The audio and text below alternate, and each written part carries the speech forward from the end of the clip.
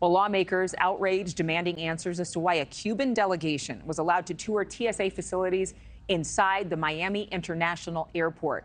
On Monday, which was Cuba's Independence Day, communist government officials spent 5 hours touring a TSA checkpoint and a baggage screening area. The tour was completely unannounced. The mayor of Miami, the airport director, claimed they had no idea this was planned. 5 lawmakers demanding answers from Secretary of Homeland Security Alejandro Mayorkas and TSA Administrator David Pekoski. One of those lawmakers, Florida Republican Congressman Carlos Gimenez, he joins us right now. Good morning to you, sir. Good morning. Have you learned anything in the last few days about this visit, what the Cuban government officials might have seen?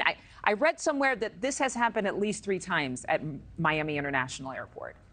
Yeah, it happened twice during my administration, and I didn't know anything about it until a couple of days ago. So apparently it happened in 2011 and 2015 when I was mayor of Miami-Dade County. Again, neither my director nor I knew anything about it until a couple of days ago when they actually revealed that it happened before at MIA. And how disturbing is it? Because, I mean, we're thinking about it from the perspective of, oh, you know, you can just come unannounced. Any government, including one on the terror watch list, can come unannounced into an American airport, into highly secure areas where you don't even tell the director of the airport you're coming? Yeah, apparently it's happened in the past. And it's happened in the past not only in MIA, but it's happened in the past in other airports, you know, around the nation. And so what's particularly troubling, look, first, it's a slap in the face of the Cuban exile community here in Miami.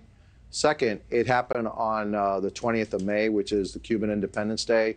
I'm sure that the Cuban officials, when they set the date, they knew exactly what they were doing and how they were going to basically really insult the exile community here in Miami. But listen, more than that, it's a threat to national security. This is a country that is on the list of state sponsors of terrorism. They have close ties to Iran, obviously to Hezbollah, Hamas, ISIS, and other terrorist organizations. So who in the world thought it was a really good idea to let them come in and see our procedures, our equipment, how we do things, and how we stop terrorism? So we're telling a country that's on the list of the state sponsors of terrorism what we do to combat terrorism. Tell me how that makes sense. Well, my first thought was, with the chaos that's at our southern border and our northern border from Canada, with an influx of migrants, immigrants who come to this country seeking asylum and have to wait for who knows how many years to get an appointment, with threats and continued warnings by the FBI and other officials saying that there's an increased warning or threat of domestic terror, gang activity, drugs. How could we afford to have a country that's on one of these watch lists come into one of our airports? What are your thoughts? My thoughts are you can't. I mean, it's just common sense. So now, you know, what you're going to force us is, again, look, a year or so ago, the Coast Guard had a delegation from Cuba come in and look at their facilities, their bases, et cetera, in the United States. And Senator Marco Rubio and I, you know, drew up a bill forbidding that in the future. Now, you'd figure that, hey, we really have to now do another law that says you can't do something this stupid. And so, yeah, I guess we're going to have to do that because common sense must not be that common in the Biden administration. Well, and for the Biden administration, what answers have they given? Any comments since this incident or the other two? Well, their comment was that, well, we cooperate with those nations that we have direct flights to.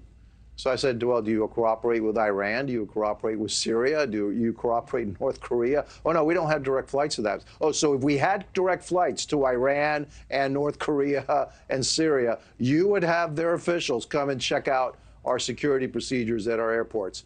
That's insane. And so, again, I guess we're going to have to legislate it out. And but look, it's just another example of this administration. And it's look, there's something else going on here.